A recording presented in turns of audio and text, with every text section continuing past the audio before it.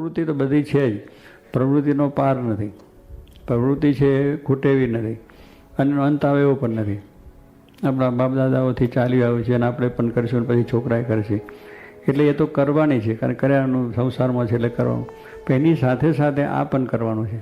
એટલે એનું પણ અભ્યાસ વાંચન. જો શિવલાલ શેઠ મોટા વેપારી હતા, પણ દરરોજ 3-4 કલાક 3-1 કલાક તો એને ધ્યાન ભજનમાં જાય અને વાંચનમાં જાય. પાછું ચોપડો એક જોડે રાખે, તો દુકાનમાં પણ ગ્રાહકની જોડે વાત થયા પછી પાછું કરે કે આમ બચનામાં વાંચવા બેસી જાય. બહુ ગ્રાહક હોય ને એને ટાઈમ હોય તેને સમજાવે બેસી જાય. એટલે શું એનું એ પણ આધ્યાત્મિક ચાલવું ભેગું ને ભેગું. સંસારનું આ બે પૈડા હરખા રાખે. આપણા મગનભાઈ થઈ ગયા, તમે જાણો છો, મુક્તરાજ. એમને પણ એટલું બધું, જો જ્યારે સત્સંગ થયો, સત્સંગ થયા પછી કેટલું બધું એમનું થયું કે સ્ટેશન માસ્ટરની નોકરી ચાલુ, ગાડી આવે ને ગાડી રવાના કરે, બધું જ કરે. પણ છતાંય ગાડ આવ્યો તો 2 મિનિટ પેલું સહી કરી દે ને પછી પાછું વાત કરે કે સ્વામી ભગવાનની વાત કરે. ટીટી આવ્યો તો ટીટીની વાત કરે, પેલો એન્જિન વાળો તો એન્જિન વાળો. પણ એને જે 5 મિનિટ ટાઈમ મળે તો કરી નાખે. અને સવારે પાઠ પૂજા બરાબર કરવી, સાંજે પાછું એટલું કરે, પછી સાંજે પછી જ્યાં સત્સંગ છે ત્યાં જઈને કથા વાર્તા કરવાની. એટલે પ્રવૃત્તિ હોવા છતાં એ કામ કરતા હતા.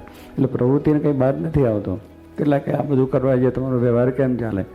પણ ભગવાન ચલાવનારા છે. ભગવાન પર શ્રદ્ધા રાખો તો વ્યવહારે ચાલે, ના ચાલે. ચાલે બધું. જનક રાજાનો ચાલે, અમરીશ, અમે ઘણા બધા ભક્તોની વાત કરીએ. એટલે કોઈનો વ્યવહાર અટકી પડ્યો નથી કે હરિ ભજતા હજુ કોઈની લાજ જતા જાણી. ભગવાન ભજવાથી ભગવાન બધું પોતાનું સંભાળે. એટલે એ રીતે આપણે જો અભ્યાસ રાખીએ તો આધ્યાત્મિક જીવનની અંદર આપણું મન બરાબર પ્રવળી જાય તો પછી ગમે એટલો વ્યવહાર કરીએ તો મન ઉપર બોજો આવે. શાંતિ. ભગવાન કરતા છે, ભગવાન સર્વ સારું જ કરવાના છે, એટલે આપણે શાંતિ થઈ જાય. સાચીમાં જ કહેતા કે પાણીમાં ડૂબકી મારીએ, પાણી મોટું સરોવર હોય અને કેટલા બધું પાણી ઉપર આવી જાય. મોટા સરોવર તો ભરેલું મોટું જોયું, આપણું વિક્ટોરિયા લેક કહે છે ને, શું કહે છે? હવે એની અંદર તમે ડૂબકી મારો તો કેટલું પાણી, બધું આપણા પર વજન આવે કે ના આવે? પણ લાગે છે વજન? જરાય વજન નહીં. મેં ડૂબકી મારીને 5 મિનિટ બેસી રહ્યો તો કશો વજન ના લાગે. પણ એક જ ઘડો આટલો લઈ અને માથે ભરીને મૂકવા લોટો છે તો વજન થાય કે ના થાય? લાગે. બહારનું એક જ થોડું છે તો લઈએ. એમ સ્વામી કહે છે કે આપણે આ રીતે બોજો આપણે માથે લઈ ગયા, હું કરું છું, મારાથી થાય છે અને હું જ કરી શકું છું, એ બોજો વધી જાય અને એમાં મૂંઝવણ થાય. પણ આધ્યાત્મિક રીતે આ ભગવાન કરતા પ્રયત્ન આપણે 100% કરવાનો. એને બધું આયોજન આપણે કરવાનું, એ બધી રીતે કરવાનું ખરું, પણ હું જ કરું છું એટલો ભાર કાઢી નાખવાનો. ભગવાન કરે છે ને ભગવાન કરતા જ, એટલે એ કરશે, સારું જ કરશે. આપણે બહુ સારી રીતે કર્યું છે તો એ બોજો આપણા ઉપર આવે નહીં. એટલે વ્યવહાર કરવા છતાં વ્યવહારમાં રહીને સરસો રહે મન મારી પાસ. વ્યવહારમાં સરસો રહે. સરસો એટલે કામકાજ બધું વ્યવસ્થિત કરવાનું. પછી એ અઠરપટર નહીં, કામ ને તેમ લોચા લાપસી જેવું નહીં. એ વ્યવસ્થિત બરાબર રીતે એનો વેપાર ધંધામાં ધ્યાન આપો. પૈસા લેવા દેવા, પછી કાપડ ધંધામાં, ખેતી હોય ખેતી, નોકરી તો નોકરી વ્યવસ્થિત કરવાની. લેવડ દેવડ બધું જ એ બધાની અંદર ચોકસાઈ પૂરી રાખવાની. મકાન હોય તો મકાનની ચોકસાઈ રાખવાની છે, એટલી બધી રાખવાની. સંસારમાં સરસો, પણ મન ક્યાં? ભગવાનની પાસે. કે આ બધું એક દિવસ મૂકવાનું છે, ભગવાન પાસે જવું છે. એટલે એ વૃત્તિ છે આપણી, એ બરાબર દ્રઢ આપણે ચાલુ જોઈએ.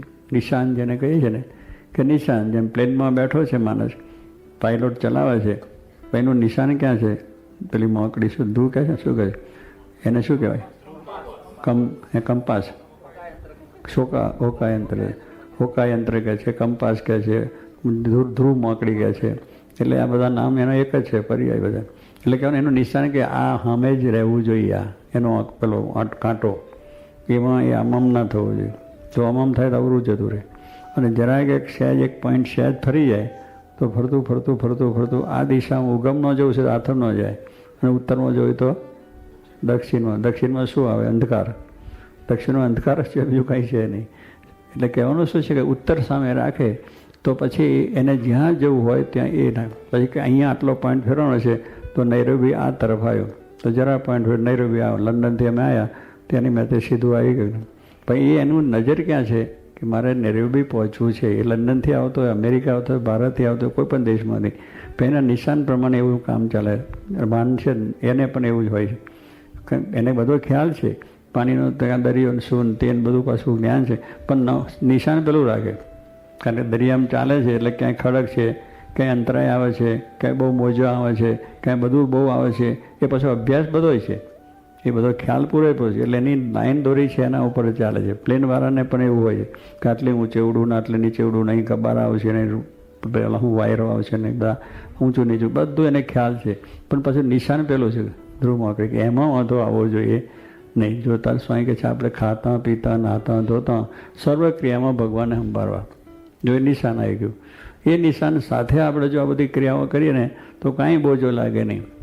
હોઈ ગયા ને સવાર થઈ ગયું, સવાર ઉઠીને પાછા ભજન કીર્તન કરીને પાછું આગળ કામ આપણું કરવું. એટલે સવારે પહેલાં ઉઠીને ભગવાનની પ્રાર્થના, આપણે આ ગ્રંથોનું થોડું વાંચન, એ ટાઈમ કાઢવો જોઈએ. પ્રવૃત્તિ ગમે એટલી હોય તોય પણ એમાં કંઈ વહેલું મોડું કરવાનું, આ ટાઈમ બરાબર.